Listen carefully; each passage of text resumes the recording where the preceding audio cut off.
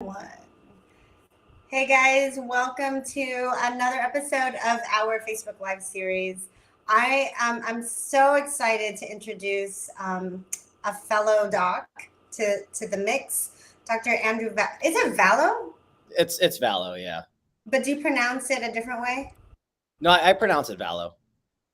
Okay, um, Dr. Andrew Vallo, and you guys, man, I told Andrew before we went live that we are going to have a very action-packed hour because Andrew has been such a an amazing contributor to this group, and it's been awesome, Andrew, seeing your growth, and you're unstoppable. And I love that you are a Buckeye.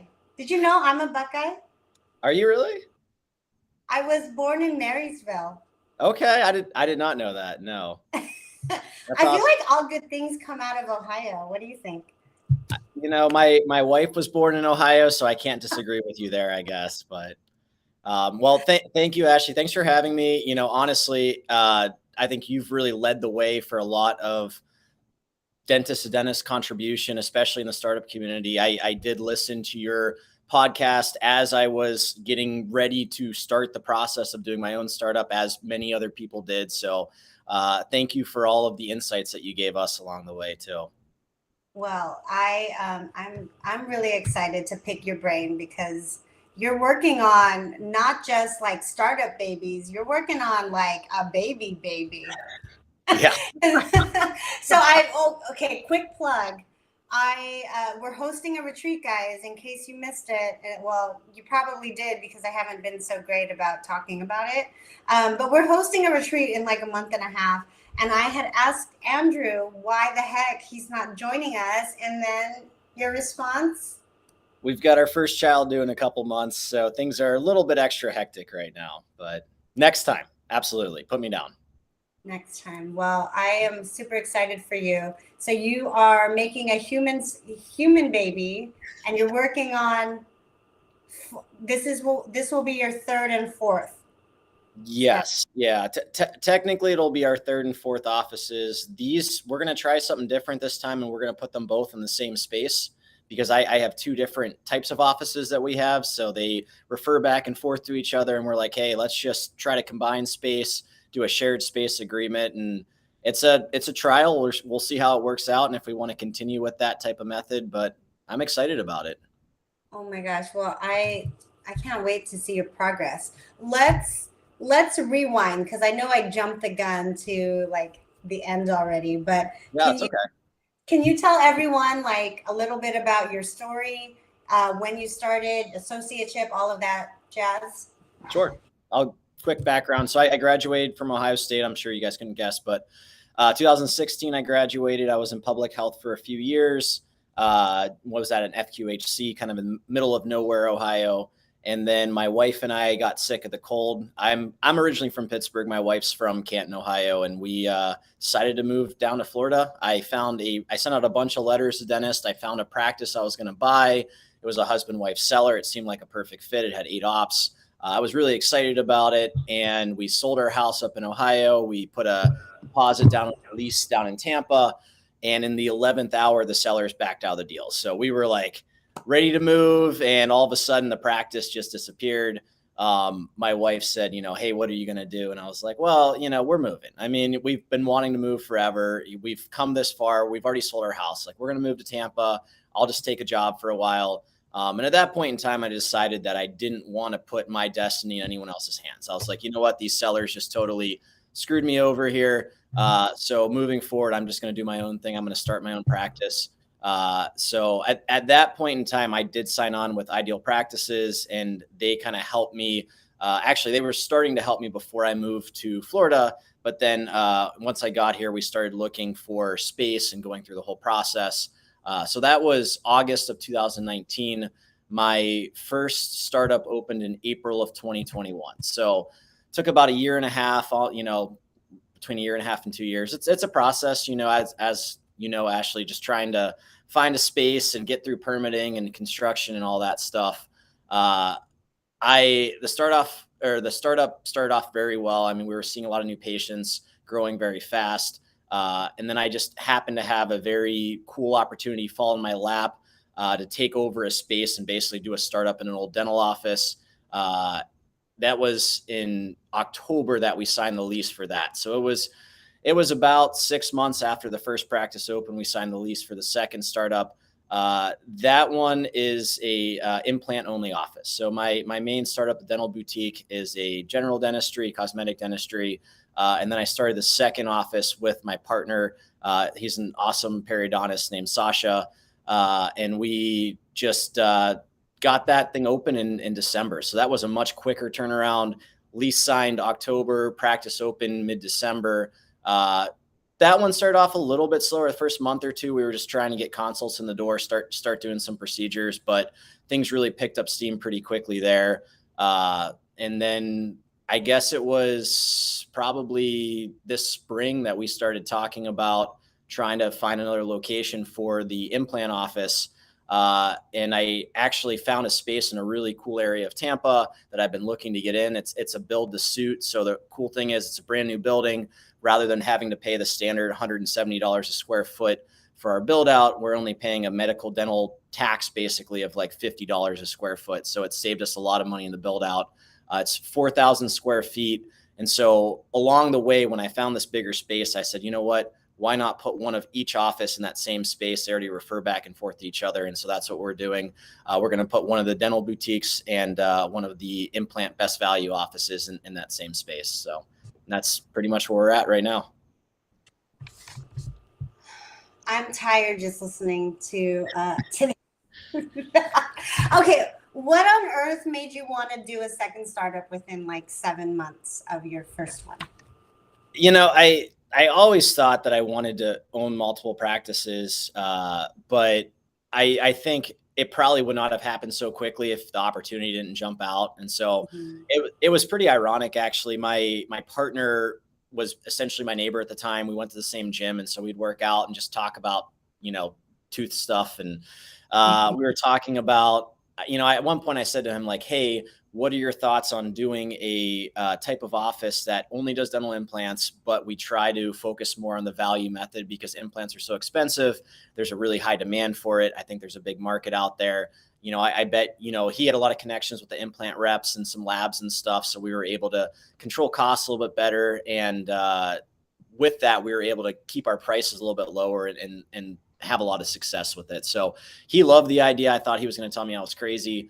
And then like a week later, my commercial real estate agent just called me and was like, hey, this space, it's this old dentist office, he's out. They need someone to take over the lease.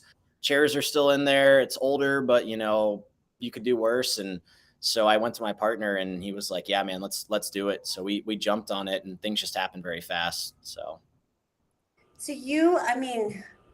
at that point, okay, let's back up because we just talked a lot about a lot of things.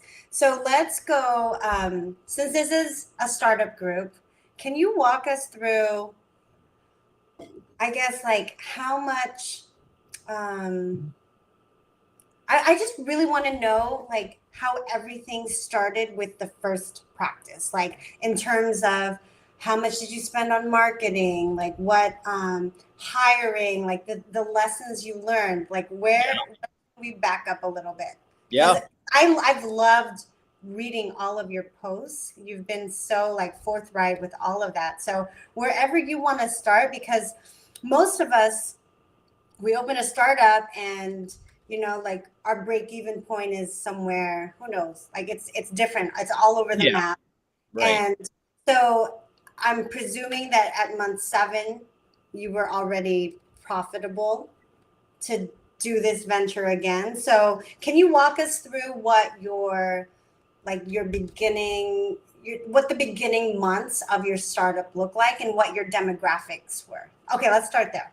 Yeah, sure. So my first startup is about 1.5 miles from my house. So it's in a nice little suburb of Tampa. It's called West Chase. It's a middle to high income area.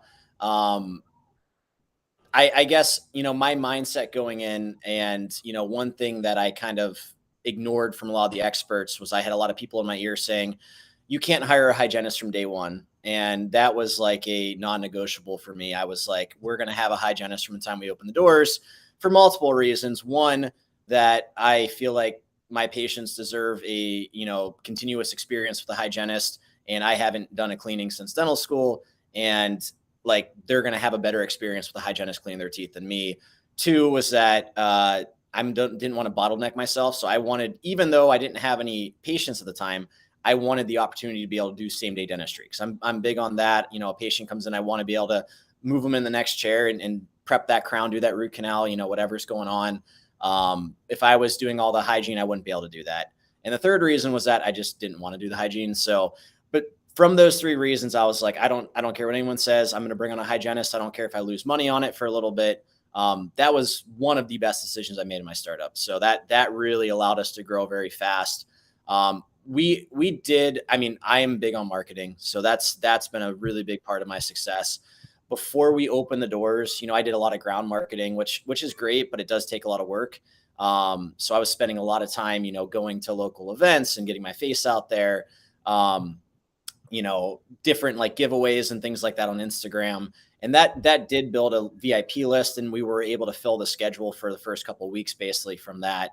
But that's a tough thing to keep up, I feel like, especially as you get busy. So I very quickly started messing around with different types of Google ads, direct mailers, Facebook ads, and I found that Facebook ads were giving me the best ROI. I worked with a few different marketing companies when I first opened, but after the first couple months, I ended up settling with Energize Dental Marketing, and they've been great. Basically, I would say at this point in time, almost 90% of my marketing budget goes to Facebook ads. So both offices, we run a lot of Facebook ads.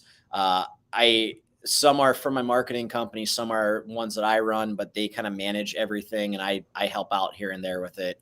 But that's where most of our new patients come from. When we first opened, we were probably seeing, I would say, around 100 new patients a month. So that really allowed us to kind of get a good start pretty quickly. At this point in time, we've been seeing between 200 and 250 patients pretty much every month. So that allowed me to bring on a full-time associate at the beginning of July. So I actually cut my days back. I'm seeing patients Tuesdays and Wednesdays now. My associate's there Tuesdays through Thursdays. So that's what has allowed me some time to start focusing on more expansion, because it's tough. I mean, it's really tough to do dentistry 4 to 5 days a week and work on your business, let alone if you ever think you want to open another practice. So, do you remember what you were spending in the beginning for marketing, and then how much you're spending now? Yeah. So when we first opened, I was probably spending around $5,000 a month, which honestly wasn't nearly enough. I think we would have grown even faster if I had been a little bit more willing to spend more money. But when you're a startup, you are a little bit scared. And I knew marketing was important, but it's also hard to justify sometimes when you don't have any money coming in really yet. I pretty quickly we upped that to closer to 10. At this point in time, I'm spending close to 20 grand per office per month. Some months are probably even more than that, because I'm quick to turn the dials. I'll be looking ahead a few weeks. If I see new patients aren't booking as quickly as normal, or we've got a lot of openings for surgeries or whatever it is, I'll turn up the ads. Whichever ones are working, we'll turn them up. If some ads aren't working, I'll turn them off. So it's important to monitor. I feel like marketing's not just a set and forget thing. If you get a marketing company, they're like, oh, we're going to do these mailers every month, and here, just give us money and whatever. If you're not monitoring what's actually happening, it's going to be really tough to have effective marketing. So. And they're asking, what is the percentage of your, I guess, your total production per month that you're spending on marketing? 5, 10? Yeah. So I from March to August, we were averaging at the dental boutique somewhere between like 2 and 250 a month in adjusted production. So at that point, it's but probably between 7 and 10% of the marketing budget we were spending there. The best value office, it's probably a little bit higher because our production, I mean, we're only 3 to 4 doctor days a week, no hygiene. And all we're doing is implants and consults there. I want to say our average adjusted production there lately has been around 140 to 170 a month, and we're spending probably 15 to 20 a month in marketing. So that's a higher number, but we've also got less overhead with no hygienists and, less materials and things like that. So That is awesome. And you're using Energize for yeah. they run your Facebook ads too? Yeah. So Energize Dental Marketing is a company. They basically do anything that I want them to. They host and manage my website, update my website. They do some Google. I do a little bit of Google ads for like emergencies and stuff, but not a lot. They would run all of my Facebook ads, but I need to have my hand in the pot a little bit. So I kind of do some of my own. They do some of theirs, but they answer all the messages. So basically almost all the ads we do are message based ones. So where the patient has to click on the ad and then they send the office a message, and then it's our marketing company that's answering these and getting these patients scheduled. So Andrew, what are you finding is the best ad at actually getting those conversions? Like, is it a picture of you and your wife? Is it something that you are promoting, like implants? yeah, so I mean, for procedural ads, when you can do before and after pictures, those work really well. It's tough with Facebook because you have to be zoomed out far enough. And actually, within the last 2 weeks, I think Facebook updated their algorithm because all of a sudden a bunch of my ads got shut down and I had to redo them, and I had to zoom out farther on some pictures and things like that, or put some new pictures up. So, um, if you can make the before and afters work, it's great. I mean, if you do the full face, Facebook will accept it, but usually for patients, I'll usually just post like closer on the mouth or a little bit of the nose or whatever. But if you can kind of work around that, those work really well. For the One of our big ads is free whitening. So I do free whitening for new patients at Dental Boutique. They've got to come in and get their cleaning, X-rays, and exam. But that's one of our biggest for sure ads. That's how we get most of our new hygiene patients. I have 3 hygienists, so I mean we've only been open about a year and a half, I guess. Yeah, about a year and a half. So we don't really have much of a recall program yet. So we're having to constantly fill the hygiene spots with new patients. So the free whitening ad works really well for that. Are you in network with a lot of insurances? Yeah, so the Dental Boutique, the general office, we are in network with most PPOs. We don't take Medicaid or HMOs. I feel like as a startup, and props to the people who do it with absolutely no insurance, in network status, but it's tough, and I think it would have been really challenging to grow as quickly as we did uh, if I would have done it that way. So I don't know in the future if that's going to change. It kind of probably depends on our growth tract and everything else, but I've got an awesome associate in there now, and my number one goal is just to try to keep him busy. So. And if you guys, I think we have some questions, right? I'm trying to read at the same time, and I'm not a very good. Yeah, that's okay. Did you see? Someone wants to know how much you charge for an implant. Oh, someone wants to know how much you charge for an implant, Andrew. So our implant package that includes, the implant screw, the abutment, the crown, it's $29.90. So we are not the absolute lowest in the area, but I've seen a couple ads for some offices. I think we're charging like $2,300 for that package. But we're definitely one of the most affordable for the implants in the area. We currently pay around $100 for our implants. So again, there's just not really a lot of overhead there. We really try to focus on full arch cases there though. So we're trying to do as much, hybrids and overdentures as possible. And then those packages are also extremely reasonable. So. And are you yourself doing all of those, or is the periodontist doing them and you're restoring? Neither of us. Oh. I've actually never placed an implant, so I couldn't have done that office without my partner. He's basically our clinical partner, so he doesn't actually place the implants or do the surgeries, but he's there to oversee things, make sure everything's going well. He kind of mentors. We've got an associate in there. He's also incredible. He's like a super GP. So he's just taken a bunch of training. He's been placing implants for a while. And he does it all. He places and restores the all-on-4s and everything for us. So. Oh my gosh, that's amazing. I want to know, like, what were the things that you learned from your first office to not repeat, like moving forward, or things that you would change?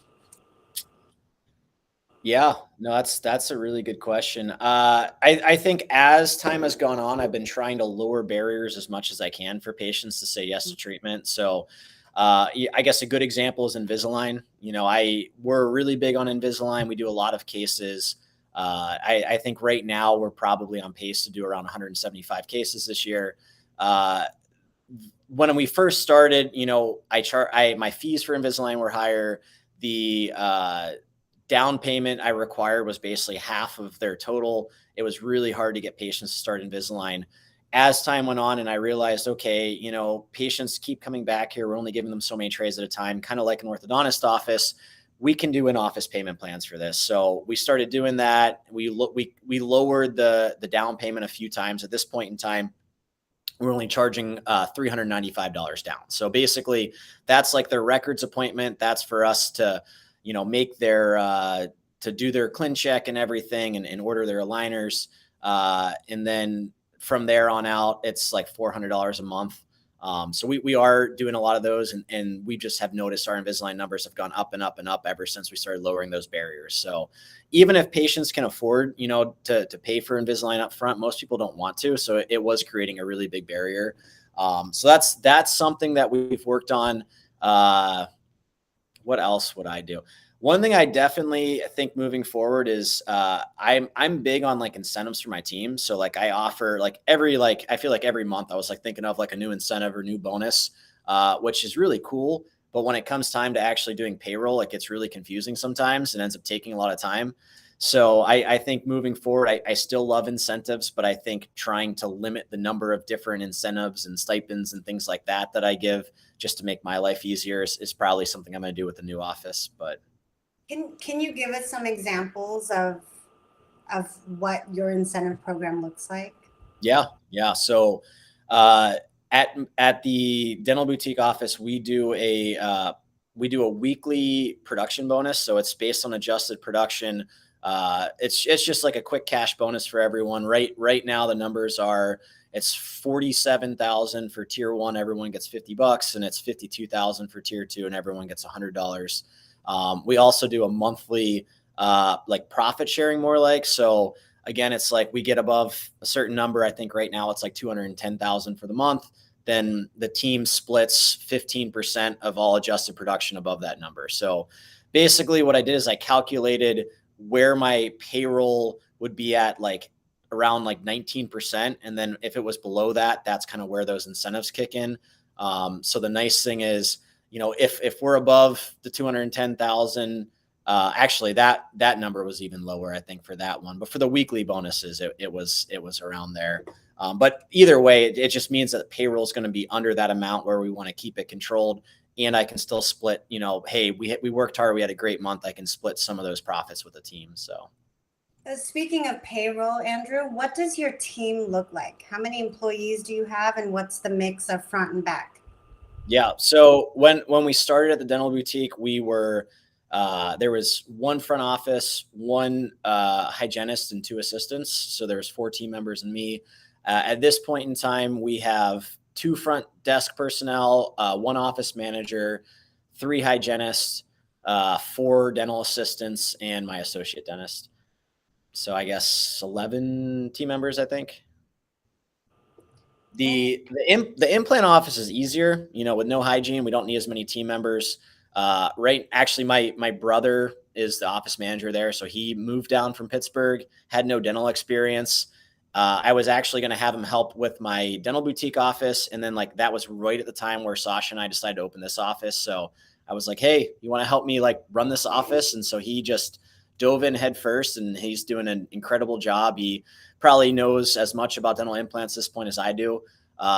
And we've got, one like just main front desk personnel there. We've got 3 assistants and our associate docs. So even as things grow, I don't really anticipate needing much more as far as team members there, which is nice. Smaller team just means things are a little easier. But Andrew, can you tell us again how you divide your time? how do I divide my time? Yes, like how many clinical days are you practicing? So I see patients at the dental boutique on Tuesdays and Wednesdays. Mondays, Thursdays, and Fridays are admin days for me.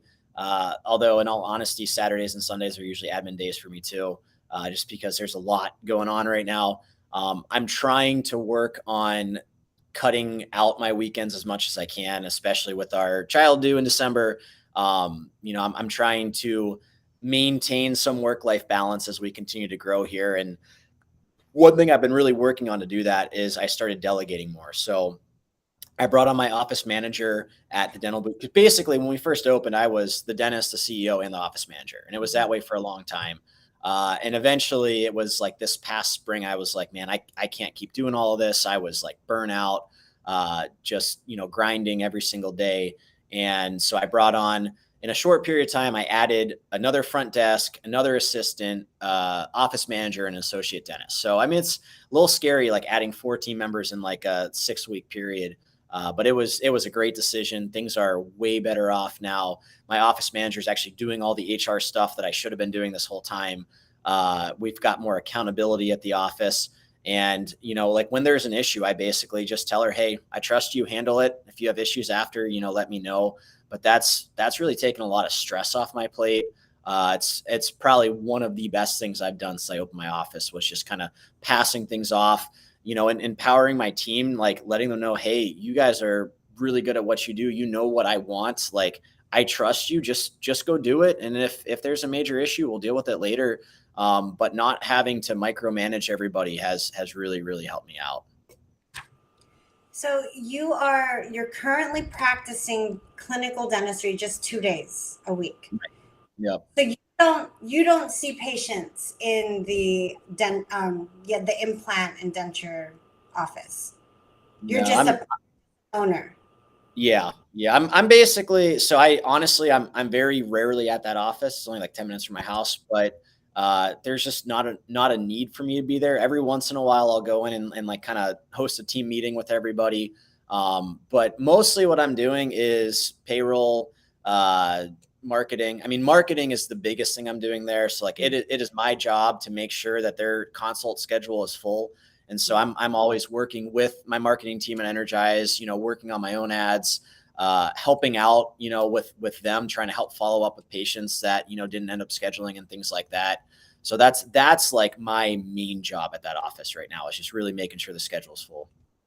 That is so awesome. Now, what is your schedule going to look like once this baby's here and you have offices 3 and 4? Yeah. So again, learning from my mistakes, although to be fair, Ashley, like I think it would have been tough to do this from day one at my first office, but for the new offices, there will be a office manager there from the start. So I'm going to find someone, with experience, who knows what they're doing, who I can train or / have my brother help train / have my office manager train. But basically, we're going to have a team there that can run pretty sufficiently without me from day one. That office is like 50 minutes away. So, that's 50. Yeah. It's like the other side of Tampa. So, not that I'm not going to go down there at the beginning. I'm sure I'll be down there a fair amount, helping get things up and running, bringing things down there. But once we kind of get those offices open, I don't plan to be down there too much. The hope is to have a self-sufficient team, kind of what I made at this office. We're really working on our systems and protocols so that we can fine tune everything and basically just copy and paste it to the new office. But yeah, at that point in time, I mean, I've pretty much decided to take the whole month of December off. My wife's due the 14th, but they've already told her that they're planning to induce her the week before. So I figure, hey, it's the beginning of December. We've got Christmas and everything. My associate can hold down the fort. So that'll be interesting. I haven't taken a month off dentistry since I graduated school. I mean, even with the COVID shutdown, I was seeing emergencies 1 day a week. So kind of looking forward to that full month to recharge. Like obviously I'll still be working on stuff, especially for the new offices at that point. But it'll be nice to not have to go in and see patients for an entire month. But Yes, no, I'm really excited for you. And I mean, you have a plan, which I think I my plan is ever evolving, like every day. And Colin's like, she's trying not to make eye contact with me, but I was thinking that you were like running like a wild man between these two offices, and then, but you're practicing 2 days a week, which is amazing. Let's talk about. I want to know about your associate, like how you found this associate, and and then collaboration. Like, are you doing calibration with your treatment plans? Are you doing some procedures and they're doing another mix? yeah, so when I started looking for an associate, I thought about myself when I first got out of dental school, and I realized, I went to public health. Had I went to a private practice, I would have wanted to go to one where there was a real mentor doctor there, like full time helping me out, which was not my plan. So I didn't want to hire a brand new grad. Nothing against new grads, but I've been there, and I didn't feel like it was going to be the right fit at that point. So I wanted someone with at least a few years of experience. I did work with the Dental Nachos team, so they've got a pretty cool like associate program. But between posting and Dental Nachos, working with their program, I always use Indeed, so I posted ads on Indeed. I had like almost 50 applicants for this position, which was crazy. It was like way more than I ever had for a hygienist or anything like that. So there were a lot of really strong applicants. But it's ironic. The person I ended up hiring was somebody that my partner Sasha had worked with at another office. So he said, "Hey, this guy's looking for a change. He's great. I've worked with him. Great bedside manner. He had, I think, 4 years of experience out of school. So, he came in, he saw the office, we talked. I loved his procedure mix he was doing. He's very comfortable with molar endo and veneers and things like that. He wasn't doing as much Invisalign, but I told him, I was like, hey, I can teach you Invisalign. That's no problem. And so actually he's probably doing more Invisalign than I am at this point in time. So, he's there 4 days a week. Again, my goal, and if you want to do what I'm doing, you have to go into it realizing like, if you want to bring in an associate and have them be really successful, you have to be willing to give up patience to them. And like, I am 100% fine with that, because my goal right now is to try to like bring back my sanity in my life and to keep growing the practices. So, from the time I brought him in, I said, hey, I want you taking most of the new patients. I want you taking the consults. Even if I see a patient and they want to schedule treatment, they can schedule with him. That's no problem whatsoever. So that's really what I've been working on, is just trying to fill his schedule. And it's been really cool having another doc in the office, because I've been practicing by myself for a little while at that point. And we just, we sit there, we go over cases, we talk about patients he's seen, and, what he's thinking about treatment planning. And we still go over Invisalign for a lot of his cases, but it's been really fun, like watching him grow and get more confident with Invisalign too. So. That's super awesome. And okay, let's talk about how difficult or how easy it was to get funding after practice one. So practice one was very easy. I felt like I was like, like they were all coming after me. I felt like I was like a college prospect, and all the banks wanted my business, and I was trying to, haggle with all them on the rates and all that stuff. Practice two was tougher. So, most practices didn't want to fund another startup 6 months after my last one opened. But I ended up, Huntington ended up giving us the green light. We only needed 300,000 for that one, because we were just kind of revamping this old dental office. So that made it a little bit easier too. The third and fourth were a lot tougher. So, we have some really strong numbers. I really thought, when I talked to these banks and showed them what we've been doing and how many new patients we were seeing and how much, production we had, that it would not be as tough to get another loan. But unfortunately, with the 2 that we already had, like most banks didn't want to touch us with the 10-foot pool. But once again, Huntington came through. And so what I realized, again, in hindsight, is that if you want to do this, you really want to find a bank that is you're up front with and they're up front with you, and like they want to partner for like long-term growth like that. Because most banks don't really want to do it. Huntington does have this great accelerated growth program basically. And if you go out and you show them that you can build a startup and be successful, they will continue to fund you for more practices if the numbers make sense. So for these practices, they're actually buying out my Wells Fargo loan from the first practice. So that's kind of how that worked. They were like, hey, if you let us buy out that loan, we'll fund this too. And so now they're just going to have, all my business at that point. So. Very cool. We have some questions, right? Someone was asking for production numbers, I think from the incentives earlier. Oh, so going back to your incentive program for your team, someone's asking how you came up with those numbers. Okay. So what I did for the weekly ones is I figured out what our average weekly payroll was. And then I picked a number. So, most of the time they say you want to keep payroll under 25% or, different experts will tell you different things. But I said, all right, if we're going to pay bonuses, I want the payroll percentage to be low. So I want it to be lower than where we really want it to be. So I want to say I picked maybe like 20 and 17% or something like that. And then when I added those numbers up and figured out where our production needed to be for payroll to be at that number, that's how I got those numbers. So that's how I got the 47. Well, and obviously payroll's gone up now that we've got, 11 people. And I want to say, I don't count the doctor's payroll, but I think I added some extra production in because I was like, all right, now we've got an associate doc. So things are a little bit different here. And I explained that to the team. And that's the one problem with bonuses. I feel like, unfortunately, you try to give incentives so people are happy. And then when you don't hit a bonus for we hit weekly and monthly bonuses, almost every single week and month for 6 months in a row. So I think my team got really accustomed to it.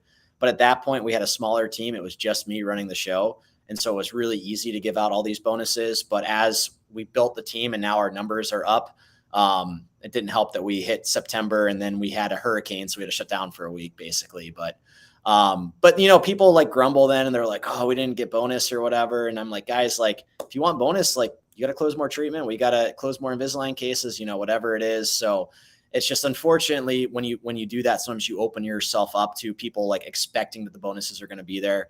And it's like, hey, I want to pay out bonuses whenever possible, because that means the office is just doing really well. So. Absolutely. Are there any other questions? There's no other questions. Is there anything that we haven't talked about yet that you want to discuss? Yeah, I mean, I guess we can talk about kind of how I schedule our new patients and everything. Yeah. So yes, let's do that. I love this topic. Yeah. So I'm big on outsourcing. I like to outsource as much as possible. So I've got a call center, Golden Goose. They handle all of our new patient phone calls. Yeah. 6 days a week. I think it's 8 a.m. to 7 p.m. or 7 to 8 or something like that. So we've got some pretty nice extended hours. That's been a big help because what is it again? Their hours, it's 8 a.m. to 7 p.m. or 7 a.m. to 8 p.m. It's something along those lines. No, what is your office's hours? Oh, our office's hours. We are open Tuesday through Friday. We've got staggered hours. So Tuesdays are 10 to 7. When we do team meetings, or usually Tuesday mornings, we'll come in at 8:30 or 9 o'clock and do a team meeting every once in a while. Wednesdays are 8:30 to 5:30. Thursdays are 9 to 5, and Fridays are 7 to 4. Okay. So 4 days a week. So no Saturdays. No Saturday. Yeah. That was one thing I told my team was hey, we're not going to be open Saturdays. We're not going to be open Mondays anytime soon. Maybe eventually if we add another full-time associate, we'll open another day. But right now, dentistry is so hard. I mean, my team works really hard. We're busy. I'm big on when you're at work, you're here to work. So, I feel We treat the team very well, but at the same time, we do expect a lot out of them, and we expect them to work hard. And like, we don't have like a full lunch break. So it's just kind of like, hey, everyone kind of takes turns and takes 15 minutes or 20 minutes and eats their food. I don't know how it's like in California, but in Florida, we don't have to do lunch breaks or whatever, which is nice. But that's how I operate. Like, a lot of the time I'm doing like intermittent fasting and stuff. So I'm not even eating anyways. I feel like it slows me down at work when I'm eating lunch. So I just kind of said to my team, hey, this is how we're doing it. And the nice thing is we can only be open 4 days. We don't have to have crazy long hours. Everyone can still get home at a decent time. And, we can still fit in, the patients that we need to see every week. So that's been nice. But so speaking of new patients, then you were talking some crazy numbers with your new patient flow.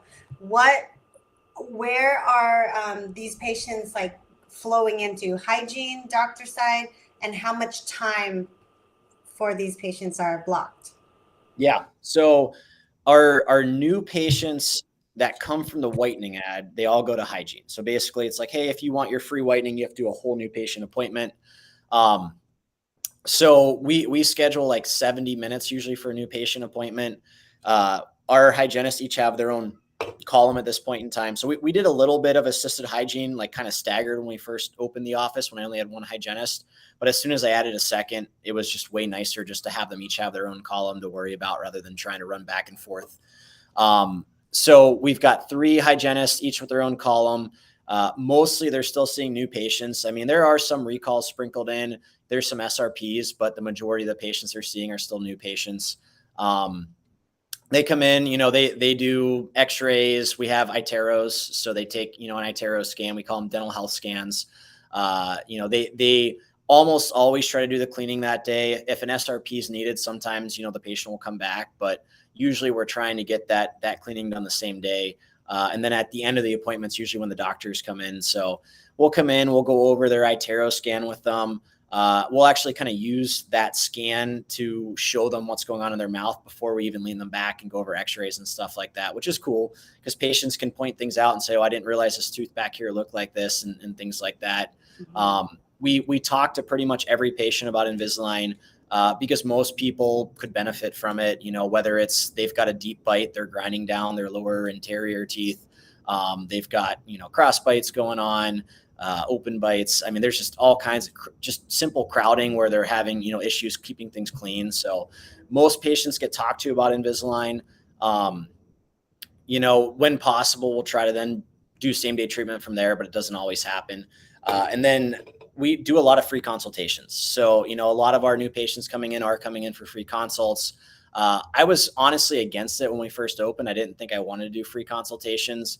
But I realized once again, just like lowering the barrier, like a lot of people are scared to go to the dentist. They don't want to go. They've been putting this off for a long time. If you give them the chance to come in without any obligation, like I would say a pretty good percentage of our big cases comes from these free consultations. So, at this point in time, I would never turn back. We do the same thing at the implant office. So, hey, there's no barrier to entry. It's a totally free consultation. Come in, meet the doctor, and, we'll kind of go from there. But Vivek is saying, "Sep, Dr. Vallo, where's my hello? My chopped liver over here, thanks." What's up, man? He's in Poland right now. Oh, wow. Okay. I've never been overseas. So, now that we're having kids, we want to start traveling. Oh.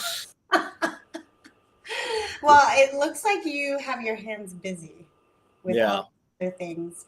So speaking of your associate again, I just really want to know, because everybody, I mean, the idea of a multi-location brand is so romanticized, right? Like we think like, oh, lots and lots of practices, but the truth is not every associate is going to be great. And there's going to be higher turnover. Like, what are you, I mean, you were blessed to have a great associate the first time around. So are you thinking that when these next offices open, you're going to start it being associate driven right out of the gate? Are you going to, since it's 50 minutes from your home? Oh yeah. 100%. Yeah. So, I mean, I guess I'm going into these new practices not with the same expectations that we're going to be able to replicate what we did here. You know, I know it's tough when you aren't in the practice physically. Now, the implant office, I was never in, Sasha was never in. So I feel like it's very, very possible we could replicate the same numbers we were doing there. But I mean, it's probably going to be tough to try to replicate what we were doing because, you know, I won't stop. You know, I'll go in there and I'll just flip same day treatment, even when there's no time to do it. And, you know, when you're the owner, things are a little different sometimes. I'm not saying there aren't associates like that out there, but, you know, just being realistic, I don't think I'm going to find an associate to come in and basically do what we did there, which is totally fine. You know, we don't have to grow into a full-fledged 3 hygienist practice, you know, in the first year and a half or anything like that. But yeah, no, I'm going to try to do the same thing. I'm going to look at a bunch of associates, try to find somebody who's hungry, you know, who really wants to go in and help me build this practice up. We'll post with the dental nachos. I'll look on Indeed, you know, maybe I'll get lucky again and just find somebody that, you know, one of my dentist friends here knows. But yeah, we're going to start them out just by themselves, throw them out there and just kind of let them go to work and it'll be good. But yeah, I mean, if I worked in that office, it would be coverage, you know, hey, like someone's out and they need me to cover. And, you know, I'm happy to do that from time to time, but I don't plan to actually be in there working. So. What is your end goal, Andrew? It's a good question. That is my end goal. You know, honestly, Ashley, I want to have the freedom. Let me backtrack a sec. So growing up, my dad worked a lot. He's a banker. He works for PNC Bank. He's been with them for years and years and years and years. And he said he was going to retire for the last 5 years, but you know, things always get pushed off, but he's a really hard worker. You know, I have to attribute a lot of my work ethic to him. But I also watched him work 60, 70, 80 hours a week for way too long. And, you know, that's not what I want for myself. You know, I want to be able to coach Little League and do things like that. So I want to have the freedom to be able to spend the time with, you know, my friends and family and things like that. So I like dentistry. I still plan to probably practice 1 to 2 days a week. I really like Invisalign. I like doing cosmetic cases and full mouth cases and things like that. But you know, the goal is to really try to set up these practices efficiently so that they more or less run themselves. And I just kind of have to do the CEO type of work.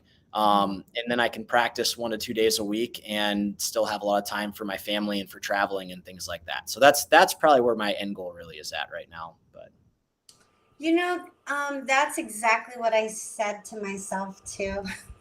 Yeah. And I mean, okay, I'm going to talk about my practice for a little bit. Yeah. So our first office, we did really well. And it was nice to have, well, when you are the only person, the only doctor who's treatment planning, getting to know every patient, it's very easy to have that connection, the quality control, and you have a smaller team. And I thought, okay, well, what I want for myself is I want more freedom and flexibility to do as you. And I think that that hiring associates, in my head, it was going to be like, okay, I can quickly eliminate myself. And now I mean, I have an amazing team, but there really is a change of culture. Not everybody practices the same. The vibe is different, not necessarily bad, but just different. And now I'm looking at the cost of our very large team. Overhead is up. Profitability is, you know, like are we more profitable now? I'm not so sure. And now we're going to open this second location. And now I'm thinking, holy smokes, like I started out thinking that this was going to be like maybe setting myself up for more freedom and flexibility, a brand, a practice that can run without me. And it's always a struggle. So you're making it look so easy. That's why I'm like, dang, I want to just pick your brain about all of these things. It's not easy. I mean, honestly, if we had talked like 4 months ago, I would probably have been like way more stressed out because I was, to your point, we were definitely way more profitable before I brought on the associate and all the other people, because payroll is way, way, way, way up. And I'm working less. I'm seeing less patients. I'm doing, honestly, like before I brought the associate on, like I would walk in the office and I wouldn't even have a chance to like go in my private office the entire day. Like I was doing dentistry, in an exam, checking hygiene, seeing a consult, doing dentistry. So, I mean, it was very productive, very profitable, but it was very, very stressful. It was a grind that was not sustainable. And there was no way I could have done that for even like 5 years. Like that was a very short term, like, hey, let's build this practice up so it's big enough to bring an associate on type of a thing. But yeah, I mean, it's, even though my associate's great, I mean, there's still struggles. It's different. I think while our production numbers are still really strong, profitability is down a little bit. And that's just something that I realized we were going to have to sacrifice. But it's still at a good level. And I feel like as we open the other offices, if we can just kind of keep some similar benchmarks in place, even if it takes longer to get there, I think it'll still work out well, even if the profitability at each spot's lower. Because again, my goal was never to be that five day a week grinder dentist, because I can't do that. So, yeah. Now, why different locations versus just maximizing your capacity in the first two, like opening different hours and having a split shift team, hiring more associates?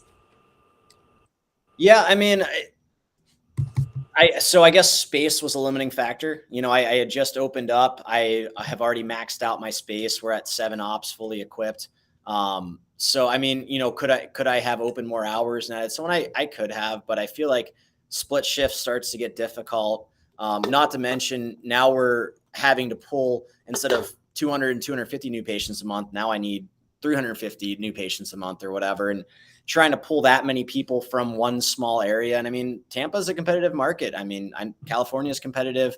I guess it's one thing if you're kind of out in an area where there's not a lot of dentists, but it's not easy to pull in this many patients. I may make it look easy, but it's still a challenge.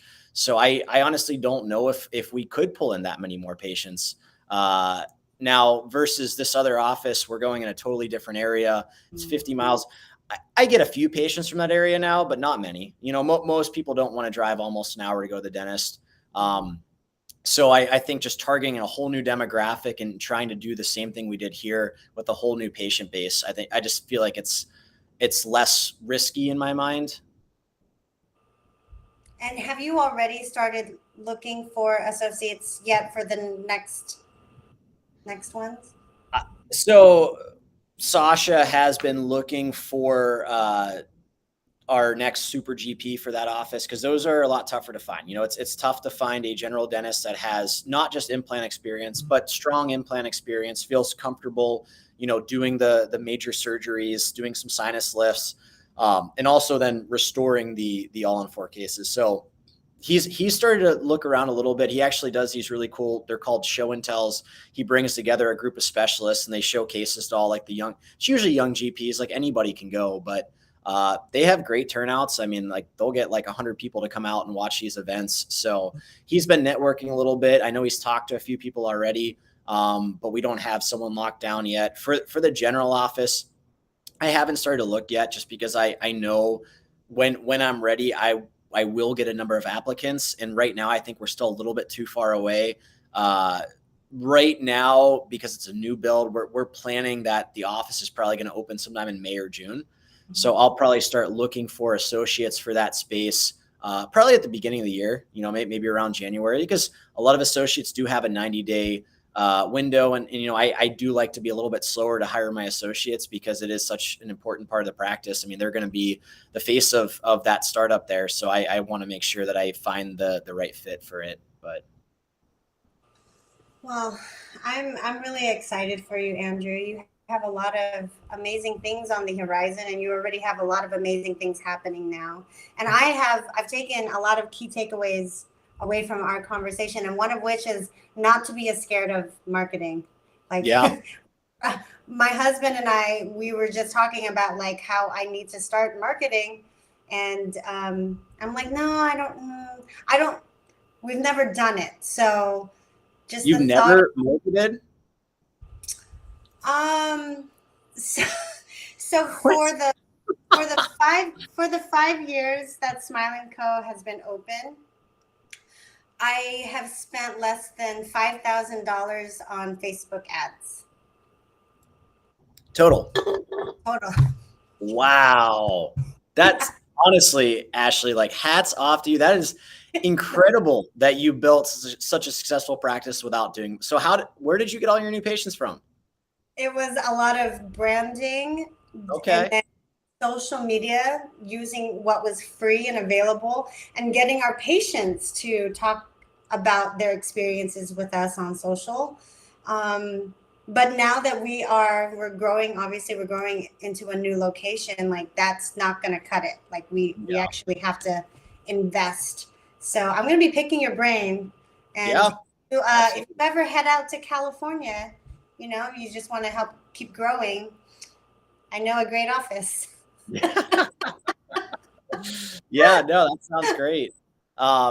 One last little thing I'll throw out for everybody, anyone that's doing Invisalign, if you're not doing Invisalign parties, you need to start doing Invisalign parties. So we actually have an Invisalign party next Tuesday. So we've got like 90 patients scheduled for this Invisalign party. Almost all of them are new. Yeah, 990. Yeah, so I know a lot of people just kind of market it within their own practice, which is cool because you get patients that were thinking about doing Invisalign to come out, but I like to bring in new patients for it. And we do have some patients coming from our practice too.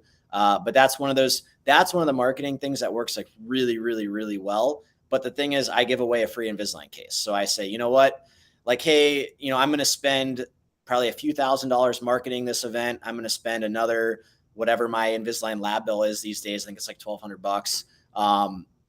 But in return, I'm going to bring in like 90 new patients to the practice. And well, they're not all going to show up, but we're going to bring in a lot of new patients to the practice. The last Invisalign day we had, I think we had 75 people booked and we closed like 16 cases that day. So our goal for this one is 25. So again, at the end of the day, like it's a scary thing the first time you do it, because you're like, man, I'm dropping like close to $5,000 here on this day, not to mention payroll or whatever. Right. So if you don't close any cases, it feels like a total wash. But even, worst case scenario that happens, okay, well, you've got a bunch of new people in here. You're going to convert some people to come back as full-time patients. You're going to get other treatment out of it. You're going to get Google reviews out of it. You're going to have someone who's really, really happy because you just gave them a free Invisalign case and, gave them the perfect smile and stuff. So it's a really cool event. My team loves it.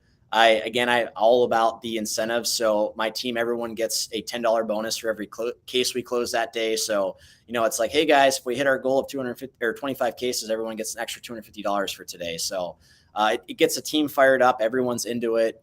But yeah, again, Invisalign, if you're doing it, make sure you've got an iTero. Those are huge. And then make sure you're talking to patients about Invisalign, and then make sure you're doing these Invisalign parties. I like to do them about once every 6 months or so, but. Right. And you're doing 1,000 off of a case? No, we're doing a totally free case. Wait, but like for the people who close or who attend, like is there incentive? Like yeah. So everyone who attends is going to get a discount. So they're going to draw out of a raffle bowl, and one of them says free Invisalign case, and the other things say discounts, that they're going to get. So nice. And then we actually offer them an additional $500 off if they start that day. So it's like, hey, you can apply that extra $500 to your discount if you start today. Otherwise, your discount's good for 30 days. So that extra $500 really helps to kind of push people, and their deposit's only $395. So it's like, hey, you're getting an extra $500 for starting today, and you only have to pay $395 to start. So how much are you charging for a full case? Technically our fee is $6,500. I've never once charged that though. I think the most I've ever charged was like $5,000. Okay. But as we've done more cases, it's like now I'm a platinum Invisalign provider, so our lab bill went way down. So as the lab bill went down, I've like lowered the cost. I offer bigger discounts. Typically we're charging like the lowest we typically charge is like 3,500 to like 4,500. It's usually somewhere in that range. So. Oh my gosh. Well, I'm excited for you. We're doing like an Invisalign month. Okay. And with a bunch of local businesses. So they're doing like gift cards to like their establishments. And if they close, they're getting 1,000 off of their case and a spin of the raffle. So it's really fun. It is a fun event. It is like we like do like usually we do it on Saturdays. So this is our first time trying it on a weekday, but as the team got bigger, it was like getting harder to find a Saturday that everyone would commit to coming in. So we're trying it for the first time on a Tuesday. It's from like 1 to 7 p.m. since Tuesdays are late days. So we'll see how it works out, but we normally do like mimosas in the morning. So we might do something along those lines or whatever, but it's fun. Patients get excited, to come in and do it. So. Very cool. Well, I'm going to be in touch with you because I want to see how successful it's going to be, which obviously it is. But yes, it's like pitch black where you're at. Yeah. Sorry. We lost the sunlight really quick. It's nice out. So I decided to sit out in my lanai and then it just got dark very fast. So. Oh, you called it a lanai. I love it. Hawaii. So that's what we do in Florida. So yeah. Nice. Nice. Well, thank you so much, Andrew, for hanging out. You've been such a great contributor, like I said, to this group. It's been awesome just seeing your growth and your trajectory. It's been so nice, and I love your mindset. Like you're such a positive force, and it's all about your mindset. And you just talking with you for this hour, I mean, you have a growth mindset. It's obvious. So keep sharing. Please reach out to Andrew if you have questions. And you're a rock star, Andrew. Thank you for joining us, and thank you guys for watching. Any last words, Andrew, before we wrap? Nope. I appreciate it, Ashley. It was great talking to you, and looking forward to seeing what goes. So, are you opening a new practice? Is that what you said, or you? Okay. But everything is like delayed because of construction, permits, all of that. We were supposed to open this year, like actually now. Wow. Yeah. Okay. We haven't even gotten permitting approval to build yet. So is it a new build, like the building? It's a new build. So I actually bought the building. And the funny thing about a second location, it's not considered a startup if you already have an established first office. So I've already been paying off that loan for practice number 2, even though there's no building. There's no practice.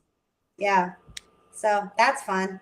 That's weird that they considered it. So they're just considering it an extension of your current. How far away is it? It's 25 minutes away. Huh. That's weird. Because I feel like with what I'm doing, at least with Huntington, like they're considering them new startups. So I'm still getting the 12 months interest only payments and stuff like that. But I don't know. Yeah. Maybe I need to tag Forrest on this live. Forrest from Bank of America. Yeah, I've never worked with Bank of America, so they all do it different, I guess. But I'll nice keep you, Ashley. Oh, thank you, Andrew, and congrats again on baby boy. We can't wait to meet him. Yeah, thank you. I'm looking forward to a little bit less sleep, but it'll be exciting. Yes. All right. Take care. Bye, guys. Bye. Bye. Thank you.